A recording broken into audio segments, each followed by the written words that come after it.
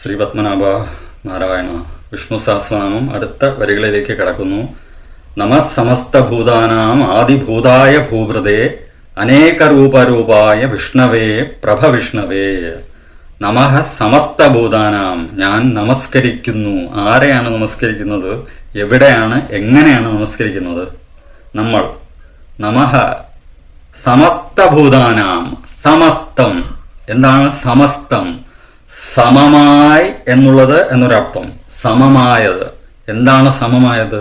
കൂടുതൽ, കുറവുകൾ, ഏറ്റക്കുറച്ചിലുകൾ, അളവുകോലുള്ളത്, അളവുകോൽ ഇല്ലാത്തത് എന്നിവ എന്തെല്ലാം ഉണ്ടോ, നമ്മൾ എന്തൊക്കെ പറയാമോ ആ എല്ലാ അളവുകൾക്കും ആഴങ്ങൾക്കും വ്യാപ്തികൾക്കും ഉള്ളിൽ സമമായി വസിക്കുന്ന അങ്ങനെയുള്ള സമസ്ത, എല്ലാം, സർവവും, സമസ്ത ഭൂതാനാം, അങ്ങനെയുള്ള സമസ്ത ഭൂതാനാം ആദിഭൂതായ, നമ്മൾ പറയുന്നതെല്ലാ ഭൂതങ്ങളുമുണ്ട്, ആ ഭൂതങ്ങൾക്കും ആദിഭൂതനായ, അതായത് ഒരു തുടക്കം, നമ്മൾക്കറിയാത്തൊരു തുടക്കമുണ്ട് ഈ പ്രപഞ്ചത്തിന്.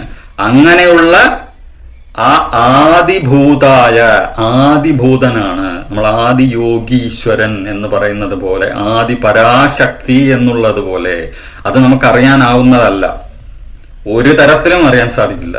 കാരണം ആ ആദി എന്നുള്ളത് അന്ത്യത്തിന് ശേഷം വരുന്ന ആദിയല്ല, അത് ആദ്യാണ്, തുടക്കമാണ്. ആ തുടക്കം നമ്മളിലേക്ക് ഒരു തരത്തിലും എത്തിച്ചേരില്ല. നമ്മൾ അതിലേക്ക് എത്തിച്ചേരാൻ ശ്രമിക്കുന്നതിനെ കുറിച്ചാണ് ഇവിടെ പറയുന്നത്. എങ്ങനെ എത്തിച്ചേരാം?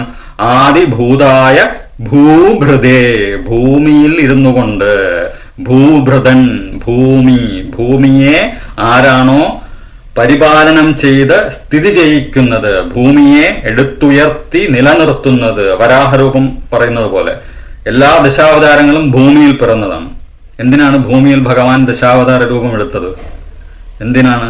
ഈ ഭൂഭൃതനായത്. ഈ ഭൂമി എന്ന ഭൂതം, പഞ്ചഭൂതങ്ങൾ അടങ്ങിയ ഈ ഭൂമി അത്രയ്ക്ക് അത്യുത്തമമാണ്. അതിനാലാണ് ദശാവതാരങ്ങൾ അടങ്ങിയ എല്ലാ അവതാരങ്ങളും ഭഗവാൻ ഇവിടെ സ്വീകരിച്ചത്.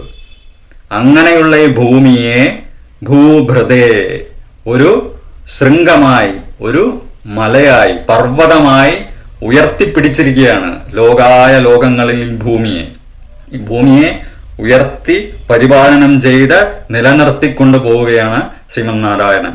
അപ്പോൾ ഭഗവാൻ ഇവിടെ അങ്ങനെയുള്ള ഭൂഭൃതനായി മാറുമ്പോൾ അനേക രൂപായ, അനേക രൂപം, ഏകരൂപനുമാണ് അനേകരൂപനുമാണ്. അതെങ്ങനെയാണ് ഏകവും അനേകവുമാകുന്നത്? ഏകരൂപൻ നമ്മളിപ്പോൾ ഒരു രൂപത്തിൽ സാധന ചെയ്യുന്നു. ഭഗവാൻ കൃഷ്ണനായിട്ടോ രാമനായിട്ടോ നൃസിംഹമായിട്ടോ വരാഹമായിട്ടോ ഒറ്റ രൂപം. പക്ഷെ ഈ സഹസ്രനാമം ചൊല്ലുമ്പോൾ അത്രയും നാമങ്ങളിൽ നമ്മൾ ഭഗവാൻ ശ്രീപത്മനാഭനെ വിളിക്കുകയാണ്. അപ്പോൾ ആ അനേക രൂപനുമാണ്.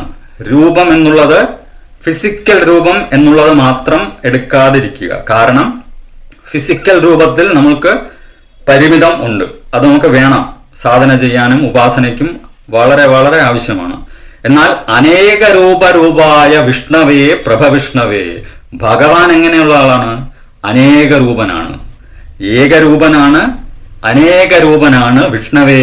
വിഷ്ണുവേ, എല്ലാത്തിലും അടങ്ങിയവനെ വിഷ്ണുവേ, പ്രഭവിഷ്ണവേ. മുൻപുള്ള വരിയും പറഞ്ഞതാണ്, പ്രഭയുള്ളവൻ. പ്രഭ എന്നാൽ പ്രഭാവം ചൊരിയുന്ന, പ്രവഹിക്കുന്ന.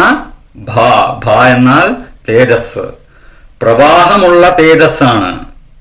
ഇവിടെ നിന്നു അവിടെ കഴിഞ്ഞു എന്നുള്ള അവസ്ഥയില്ല, പ്രഭാവം ഇങ്ങനെ തുടരും, ആ പ്രവാഹം. ഭ എന്നാൽ തേജസ്, പ്രകാശം. അപ്പോ ആ പ്രകാശം, തേജസ് തുടർന്നുകൊണ്ടേയിരിക്കും. അതിനാലാണ് പ്രഭ എന്ന് വിളിക്കുന്നത്. നമ്മൾ പ്രഭാവലയം എന്ന് പറയുന്നത്. പ്രഭു എന്ന് പറയുന്നതും ഇതേ അർത്ഥത്തിലാണ്. പ്രഭു എന്നാൽ പ്രവഹിക്കുന്ന, പ്രഭാവം ചൊരിയുന്ന, തേജസ്സോടുള്ളതാരോ അതാണ് പ്രഭു. അപ്പോൾ ഇവിടെ അങ്ങനെയുള്ള പ്രഭ ചൊരിയുന്ന വിഷ്ണുവേ. അപ്പോൾ ആ അർത്ഥത്തിലാണ് ഇവിടെ എടുക്കുന്നത്. നമഃ സമസ്ത ഭൂതാനാം ആദിഭൂതായ ഭൂഭൃതേ അനേകരൂപരൂപായ വിഷ്ണവേ പ്രഭവിഷ്ണവേ. ഓം നമോ വിഷ്ണവേ പ്രഭവിഷ്ണവേ. ശാന്തി ശാന്തി ശാന്തി. ശ്രീപത്മനാഭ നാരായണ പത്മ.